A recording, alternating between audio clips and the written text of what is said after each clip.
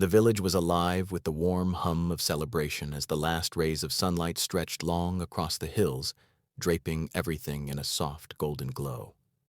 Merchants were closing their stalls, children were running through the dusty streets with laughter like bells, and the fragrance of roasted grains drifted on the evening wind. A wedding was nearing, and every corner of the small ancient town felt it.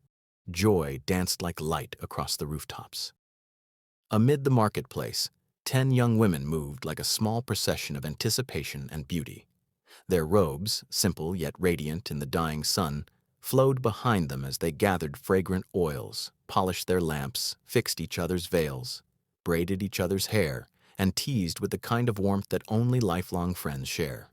They were not scholars. They were not chosen for rank. They were chosen in the story Jesus told. Ordinary girls entrusted with an extraordinary role, to carry lamps and welcome the bridegroom when he arrived. For them, the night was supposed to be simple, a celebration, a feast, a dance, nothing more. Yet each of them, without knowing, was stepping into a story that would echo through time. The evening deepened, the town quieted, the first stars blinked awake in the velvet sky as the girls walked to the outer path where the bridegroom's procession would appear. Torches lined the road like fiery sentinels. The air held a sacred kind of stillness, the hush before destiny speaks. The 10 gathered, lamps held close to their chests. Each flame sprang to life with a quiet hiss, bathing their faces in warm amber light. They sat along the path, storytelling, dreaming aloud about the feast, whispering hopes they were almost embarrassed to say. At first, their excitement was like a bubbling spring. But time has a way of revealing what stillness hides. The minutes stretched, the laughter faded. Their eyes drifted often toward the road. A breeze swept in, cooler, sharper. Hours passed. The lamps burned steadily, then slowly, then with a weary hiss. The bridegroom delayed. The wise ones rested with quiet confidence. They knew the wait meant nothing if their oil was secure. They carried secret flasks, small jars tucked beneath their robes, almost invisible but priceless. The others, unprepared, began to fidget. They held their lamps tighter, watching the flames shrink like dying stars. Their thoughts grew restless. Fear slithered into the space where joy once sat. But the night was deep, the silence heavy, and exhaustion slowly found them all. Finally, together, all 10 virgins drifted into sleep, curled beside their lamps on the cool ground as the world darkened into a silent midnight. The moon hung high, pale and watchful. Even the crickets muted their song as though creation itself was waiting for a moment pregnant with eternity. Then, without warning, the stillness shattered. A cry tore across the night, sharp as a sword slicing the dark.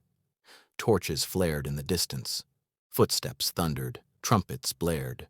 Voices rose like a wave. "Behold, the bridegroom is coming. Go out to meet him." Matthew 25:6. The girls jolted awake, hearts pounding, hands trembling, breath stolen by urgency. Lamps were grabbed, shaken, lifted, each one inspecting what they feared. In an instant, the difference between them was revealed. 5 lamps roared back to life, fueled by fresh oil from hidden flasks. Their flames leapt high, steady, bright. Lamps ready for the bridegroom's glory. The other 5 flickered weakly, their flames small and sickly, trembling against the wind. The oil was gone. Their lamps were empty. Panic surged like a river. "Please," they cried to the others, "give us some of your oil. Our lamps are going out." Matthew 25:8. The wise ones shook their heads, sorrow in their voices, not cruelty, but truth. If we share, none of us will have enough. Go quickly, buy oil for yourselves before it's too late. For a heartbeat, everything froze. The music of the procession was growing louder. The bridegroom's torches cast orange light across the road. His laughter echoed ahead of him. The wedding party was approaching like a river of fire. The wise virgins rose, lamps blazing, hearts steady. They stepped into the glowing procession, becoming part of a living stream of light moving toward the wedding hall. The foolish virgins, breathless and terrified, ran into the sleeping marketplace. Their sandals slapped the stones as they rushed through narrow alleys. Doors slammed, lamps swung, shadows danced wildly on the walls. They banged on shuttered shops, calling for merchants, desperate for oil that could not be borrowed, transferred, or begged for at the last moment. Their fear grew into a storm inside them. By the time they secured what they needed, the night was thinning. The stars had shifted. Dawn was brushing the edges of the sky with pale light. They sprinted back, hearts in their throats. The wedding hall stood ahead, glowing, alive. Music thundered from within. Voices lifted in joy. The faint scent of spiced wine and roasted meats drifted into the morning air. But the massive wooden door was closed, sealed, final. Their hearts broke. They struck the door with trembling hands. "Lord, Lord, open to us." Matthew 25:11. From inside, the celebration hushed. A quiet stepped to the door, a voice that carried both authority and sorrow. "Truly, I tell you, I do not know you." Matthew 25:12. Silence swallowed the moment. The girls outside dropped to their knees, the truth settling on them like the weight of stone.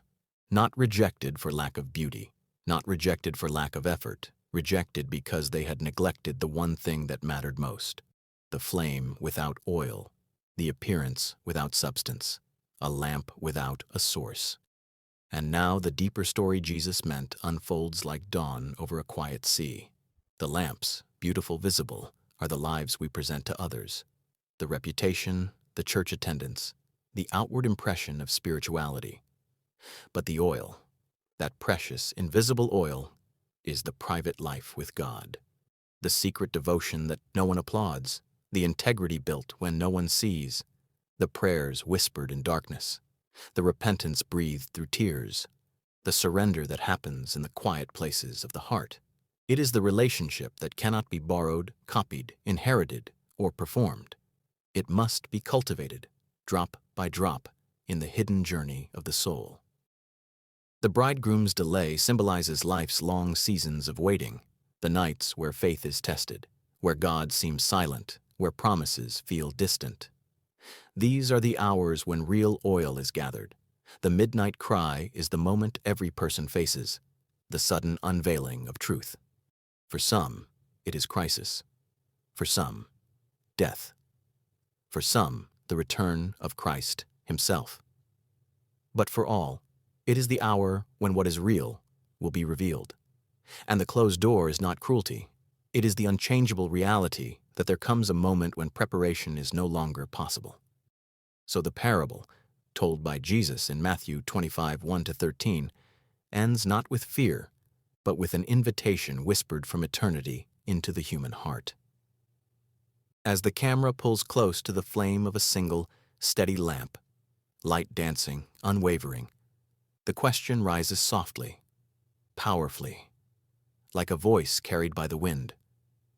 When the midnight cry comes, when the moment of truth arrives, when the bridegroom steps onto the road of your life, will your lamp be burning?